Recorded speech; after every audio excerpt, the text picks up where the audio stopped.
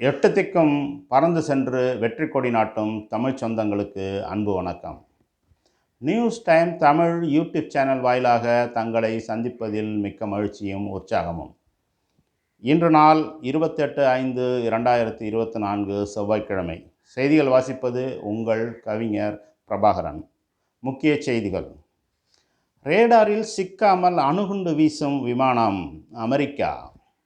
செல் therapy மூலம் நீரிழிவு நோய்க்கு தீர்வு சீன விஞ்ஞானிகள். ரெமல் புயலால் 1,50,000 மேல் வீடுகள் சேதம். குரூப் 4 தேர்வுக்கான ஹால்டிக் விநியோகம் தொடக்கம்.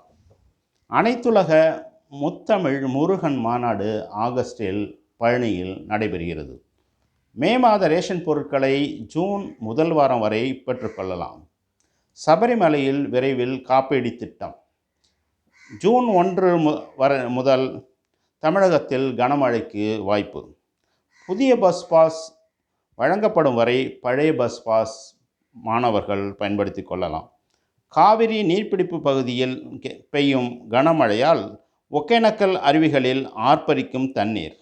தமிழ்நாட்டில் அடுத்த 6 நாட்களுக்கு மழைக்கு வாய்ப்பு. தமிழ்நாட்டில் பகல் நேர வெப்பம் படிப்படியாக அதிகரிக்கக்கூடும். சென்னையில் வெப்பநிலை 100 டிகிரியை தாண்டும்.